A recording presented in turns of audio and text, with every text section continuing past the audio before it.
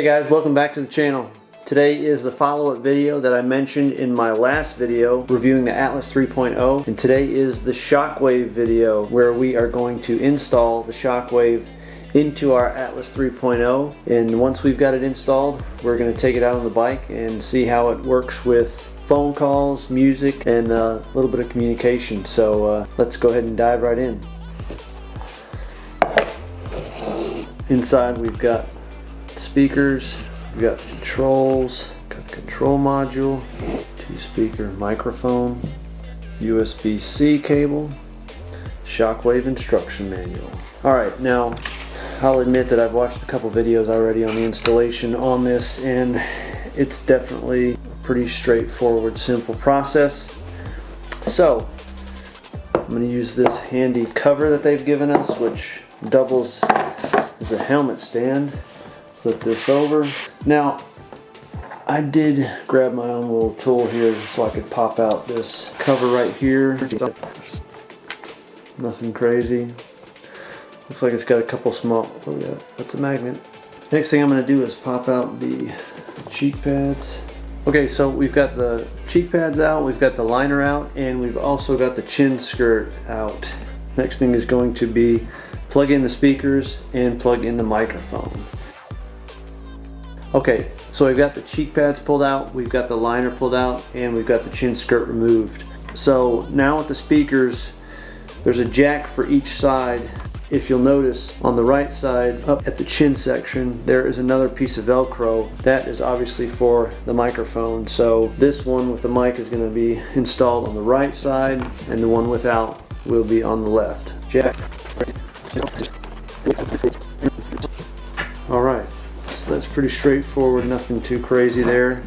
Okay, so we've got the speakers put in, we've got the microphone put in, everything's plugged in, and now we've got the bass module that controls everything. There's two different types of connectors, one for the mic, one for the headphones. Pretty easy to see which one is different. Make sure, again, just like with the headphones, when you're plugging them in, that everything snaps in, everything's seated all the way in. That just slides in right there. Now, I will mention that this cover plate does sit a little bit more flush around the edges than the Shockwave does. Alright, so we've got the speakers in, we've got the mic in, we've got the bass in. We're getting ready to put the liner back in. The tabs in the back, they're floating. Just want to make mention of that. And there's 3 more spots along the forehead, and they'll snap in. So let's go ahead and do that. You'll have to fold that back section over on itself to get those tabs to line up. So the cheek pads, they have a couple snaps in this little pocket right here that you're going to want to line up everything with. Okay, so the liner is back in. It's not the easiest liner that I've ever dealt with, but it's not the worst. Everything seems to be secure and back in place, so we're getting ready to go and try this thing out and see how it works. Okay guys, just got back from my ride, testing out the Shockwave on the Atlas 3.0, and there's some things I really like about it, and there's some things that I didn't like too much at all. Let's start out with the good things. Right off the bat, the pairing was really easy and straightforward. That's one of my biggest pet peeves, is when you get something, some type of tech, and it doesn't pair with the gear that you already have. Well, followed the manual, and it synced right up to my iPhone. No issues, instantaneous. It was great.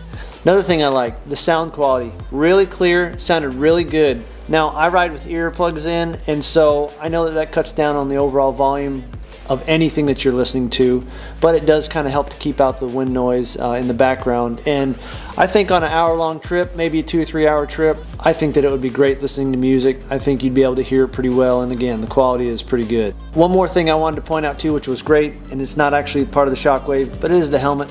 I just wanted to bring it up. The field of vision on this helmet is absolutely fantastic. I really love it. You can see everything. That's one of my biggest things about helmets.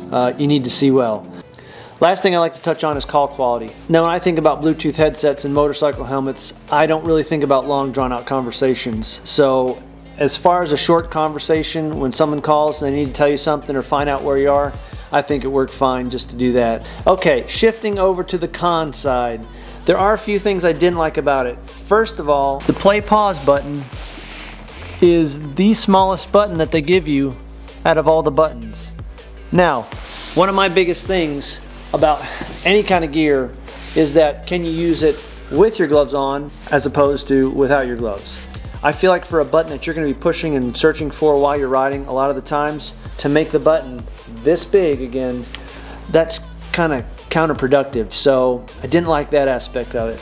So once you actually insert the base plate into the helmet, you can see here that once you slide it in, it doesn't snap in place like the cover plate does. And if you notice on this side, it doesn't really sit flush with the helmet either. This side's a little bit better. It's actually pretty good and snug in there, but this side doesn't sit all the way. And we looked inside the helmet to see if there was something that was impeding the module from sitting all the way in there, but there really isn't. So I kind of felt like that could have been made just a little bit better.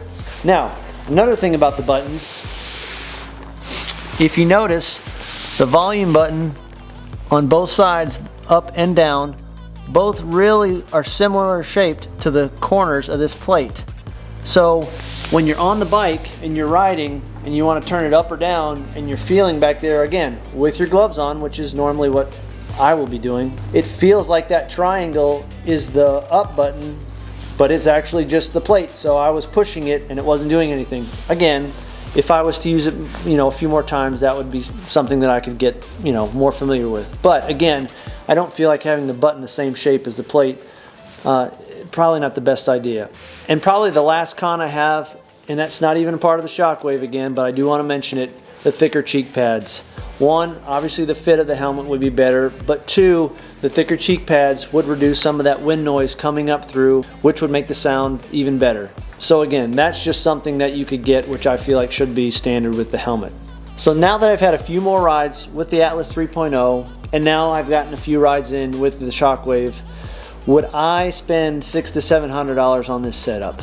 I can't say that I would. Again, I know that a big part of this helmet is the aesthetics and the overall look, and in my opinion, it's just not my favorite, so I still feel like I would go a different direction. As for all the people who have bashed the helmet and just completely trashed it on social media, I can honestly say that I didn't get the 1.0 and the 2.0, so this is my first experience with the Atlas. And I'm going to say, as far as this goes, I don't think there's anything wrong with the helmet as far as the quality of it and actually doing what it's supposed to be doing, and that's protecting your head. So again, I probably wouldn't get it, but I can't say that I wouldn't recommend it to someone else. I appreciate you tuning in. I look forward to seeing you guys next time, and if you have any suggestions on other gear that you might want me to review, please reach out, and we'll see you soon. Be safe.